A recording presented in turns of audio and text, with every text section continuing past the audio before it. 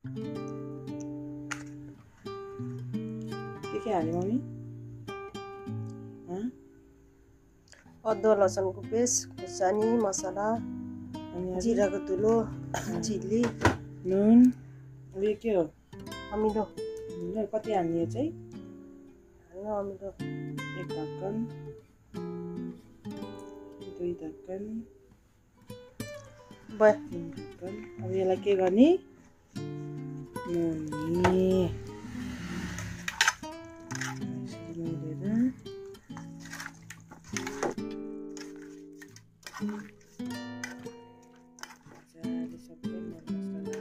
यसरी मोल्ने खसेउटा बिस्तारै मोल्नु अनि यस्तो हो नि त। पानीमा बस्नु छ, डाइ खाने जात अनि डाइ खाने आयो क्या यसले। त ब्ल्याक पेपर नै हाल्नु थोरै। यो चाहिँ ब्ल्याक पेपर, यसले चाहिँ पेटमा भएको किराकीटाणुहरू मार्छ। यसलाई खाइरहनु पर्छ, एकदम राम्रो चिज हो ब्ल्याक पेपर भन्ने चिज। नेपालीमा चाहिँ यसलाई मरिचको ढुलो भन्छ। त्यसो गर्ने सबै मोलेर यसरी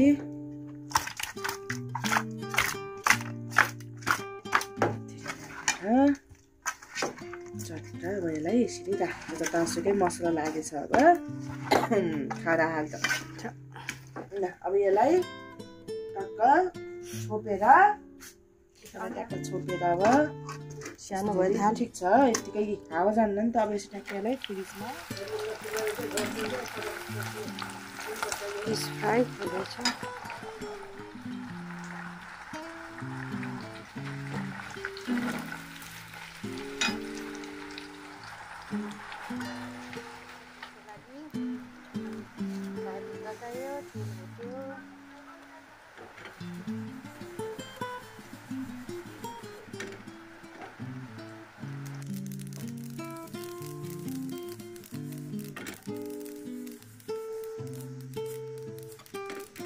लगभग त्यो पनि अब पाकिसक्यो।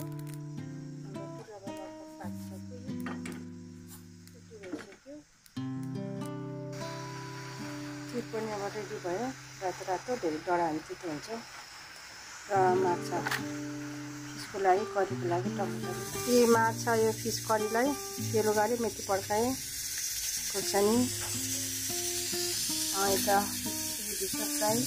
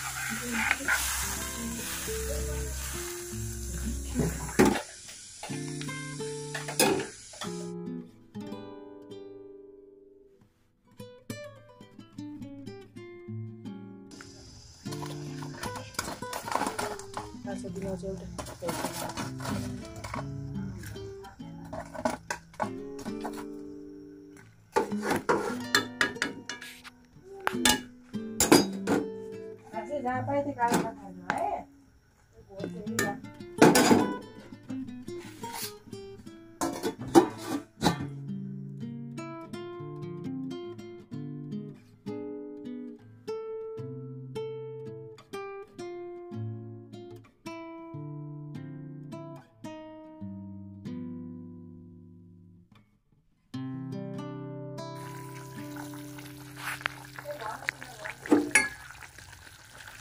धनियाँ हालेर माछा करी रेडी भयो।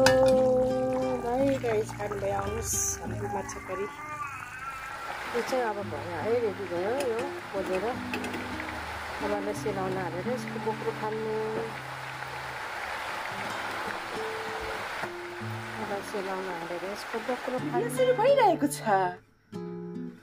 चटनीको लागि टमाटर पनि पेलाएर हाल्यौँ, धनियाँ र हल्का यसमा प्याज पनि हालिदिनु। लसुन सक्नु भयो भने लसुन पनि हाल्नु। यता हाम्रो यो रेडी भएको छ। छट्न उता जा अल्झाउने होइन भने। तिल पनि भुटेको तिल हाल्यो। धेरै भयो, धेरै भयो अरे। लु धेरै भयो। नदेखाइकन देख्नुपर्छ। हामी यहाँ सुकेको खुर्सानी पनि हाल्छु। खुर्सानी के हो मम्मी? तिम्रो चटनीमा चटनी पनि तयार भयो। हाम्रो चटनी